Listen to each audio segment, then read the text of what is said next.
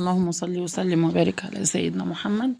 مساء الخير كده على الناس اللي هتشوف الفيديو بالليل. احلى مسا على احلى عيون، وصباح الفل والهنا والسعادة على عيونكم. لو هتشوفوني بالنهار، ان شاء الله يوم جديد وفيديو جديد من اسرار مطبخ مع هيام. النهارده كده ان شاء الله نزلت السوق، جبت شوية مشتريات كده في البيت، لان البيت كان فاضي. حبيت كده اجيب شوية حاجات كده واوريها لكم. نزلت جبت ربع كيلو ورق عنب. ورق العنب ب120. وجبت بتنجان ب10 جنيه. وجبت فلفل، جبت ربع بس كيلو فلفل. الفلفل ب16 جنيه. وجبت 2 كيلو بتنجان كده، قلت اعملهم محشي.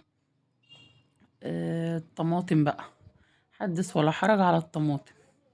طماطم ب30 جنيه، وفي أماكن تانية ب35، ووصلت في أماكن كده ل45 جنيه. بص الطماطمية بشكل جميل دي، أحب أجيب الحاجات المختلفة. الكوسة ب25 جنيه، وكانت ب30 جنيه الأسبوع اللي فات. بس حلوة بلدي وجميلة، كلها صغيرة كده زي الفل. البصل ده كده ب10 جنيه، والبصل الأبيض يا جماعة وصل 14 جنيه. يعني محتاجين نخزن لنا شوية بصل كده حلوين. مش عارفة البصل بدأ يغلى هو كمان زي الطماطم ولا ايه. البطاطس يعني بتبتدي في بعض الأماكن كده من 20 ل25، في ب22 وفي ب24 وفي ب23. كل يوم ليها سعر. يعني خلاص بدأنا نتعود ان هي من 20 ل25 جنيه. دي كده المانجا النعوم ب50 جنيه. ودون بتنجان رومي ب8 جنيه ونص. دول كده بسم الله ما شاء الله 3 كيلو، لان انا بحب اعملهم مشويين. بابا غنوج يعني، ودي سبونشة كده للمواعين ب8 جنيه. وده كيلو رز. ودي كده فرخة أمراية جميلة كده. قلت النهاردة كده نعمل فراخ، صينية فراخ كده بالكوسة مش بالبطاطس، تغيير شوية من الحاجة التقليدية بقى، بطاطس مع الفراخ دايما، لا. هنعمل كوسة ويبقى طعمها حلو قوي. جربوها وان شاء الله مش هتندموا. هنا كده بقى الفرخة. انا دايما بحب اجيب الفرخة تكون كبيرة، يعني 2 كيلو، 2 كيلو 100، 2 كيلو 50، 2 كيلو وربع. يعني ممكن 2 كيلو ونص. بحيث انها تكون كده مليانة، يعني اللي ياخد كده منها المناب بتاعه يعرف ياكل ويشبع.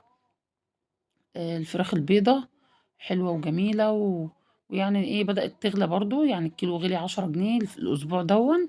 بس حلوة، يعني أنا مش بنجيب كل يوم. الحمد لله، فضل ونعمة من عند ربنا. ده كده عملت لها كده محلول نقع.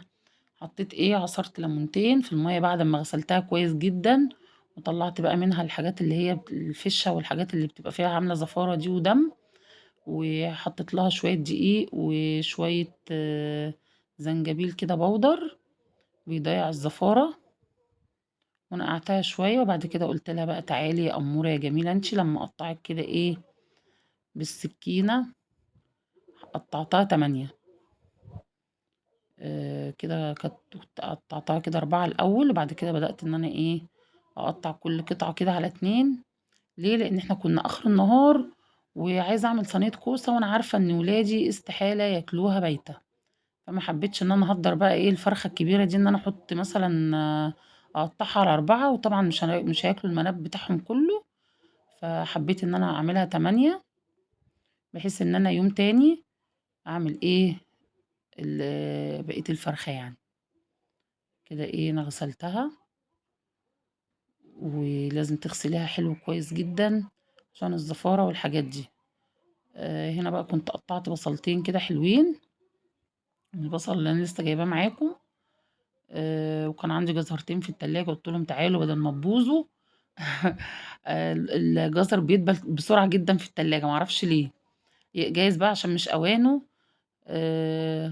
دعكت بقى هنا كده البصلتين الأمامير دول بشوية ملح وفلفل اسود و7 بهارات.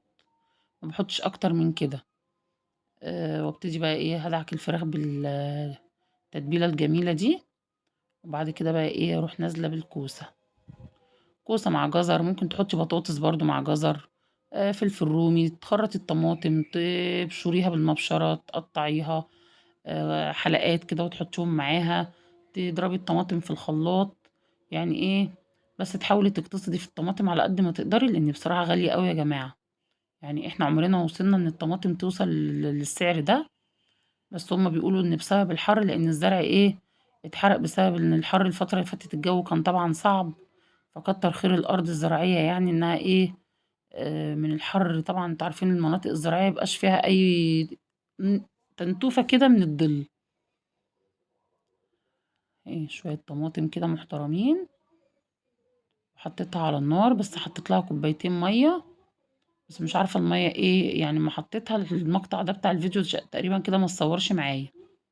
وهنا كده دي معلقة سمنة، ورقتين لوري أو اللي هو الورق الغار، وولّعت عليها وعملت جنبيها شوية رز بشعرية، وقضينا يومنا وكان الحمد لله فضل ونعمة من عند ربنا. دخّلتها الفرن على الشواية بعد ما استوت، ده كان شكلها النهائي. وما تنسونيش بقى في اللايك والشير، ودعوة كده حلوة من قلبكم، وتابعوني.